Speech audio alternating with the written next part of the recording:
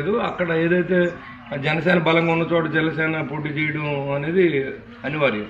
అదేవిధంగా టీడీపీ గెలిచిన చోట, గెలవబోతున్న చోట టీడీపీకి వదిలేయడం అనివార్యం. కాబట్టి అన్ని సీట్లు ఇస్తాను, ఇన్ని సీట్లు ఇస్తాను అన్నది ఏం కాదు. ఎక్కడ మనకు బలం ఉంటే, ఎక్కడ గెలుస్తూ ఉంటే అక్కడ ఖచ్చితంగా ఆ పార్టీలకి ప్రాధాన్యత ఇవ్వాలనేది రెండు పార్టీల ఉద్దేశం.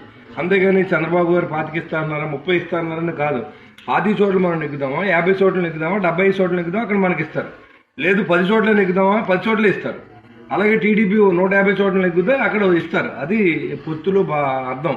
అంతేగాని ఎన్ని ఇస్తామో చంద్రబాబు నాయుడు గారు అనే ఆలోచనకి ఫుల్ స్టాప్ పెట్టవలసిందిగా నేను కోరుతా ఉన్నా. ఎవరు ఇచ్చేదేం లేదు, ఎవరు తీసుకునేదేం లేదు. డెఫినెట్గా మంచి రిజల్ట్. రెండు పార్టీలు కలిస్తేనే గెలుస్తాం. బీజేపీ కూడా ఉంది, ఇంకా మనకి మంచిదే కదా. 3 పార్టీలు సిద్ధాంతాల ప్రకారం పనిచేసే పార్టీలుగా ఏదైతే రాష్ట్ర దోపిడీకి గురి అవుతుందో దోపిడీ నాపడానికి అందరూ కలిసి పనిచేయవలసిన అవసరం ఉంది.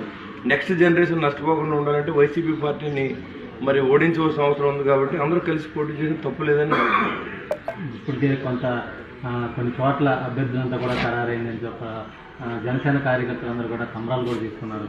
మొన్న మీ తాడేపల్లి కూడా బాణసంచ కలిసింది. అటువంటి ఇంటిమేషన్స్ ఏమైనా వచ్చినాయా మీకు సీటు ఖరారైంచాలా? మాకు ఇప్పుడు ఫస్ట్ ఖరారైన సీట్ నాది, ఇవాళ కాదు. మా పార్టీలో నాకు ఖరారు చేస్తే తెలుగుదేశం పార్టీ నాకు సీట్ అవుతుంది. జనసేన పార్టీలో ఫస్ట్ ఖరారైన సీట్ నాది.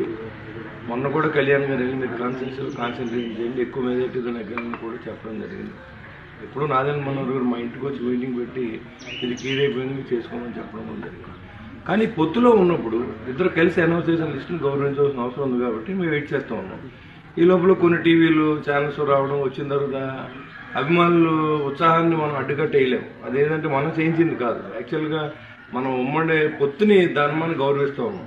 ఈ రోజు వరకు మనం ఎక్కడ నాకు సీట్ వచ్చేసింది నేనే ఇదని నేను ఎందుకు చెప్పలేదంటే నాకు తెలుసు మా పార్టీలో సీట్ వచ్చిందని. కానీ పొత్తులో ఉన్నప్పుడు రెండు పార్టీని గౌరవించాలనే ఉద్దేశంతో పనిచేస్తూ ఉన్నాం.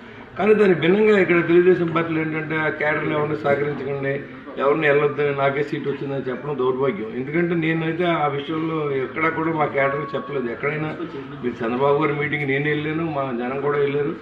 మీరు సపరేట్గా వెళ్ళి వాళ్ళు సపరేట్గా వచ్చారు. అదేవిధంగా లోకల్గా తిరిగినప్పుడు రెండు పార్టీలు కలిసి తిరిగితే మరింత బలంగా ఉంటుందనే ఆలోచనతో పనిచేశారు. కానీ వాళ్ళ క్యాడర్ అందరికీ క్లియర్గా మీరు ఎవరు వెళ్ళొద్దు, నాకే సీట్ వస్తుంది కాబట్టి నాతోనే ఉండాలని చెప్పి ఇన్ఛార్జ్ మాట్లాడటం జరుగుతుంది. కాబట్టి ఏదేమైనా దీనికి ఒక తెరపడవలసిన అవసరం ఉంది.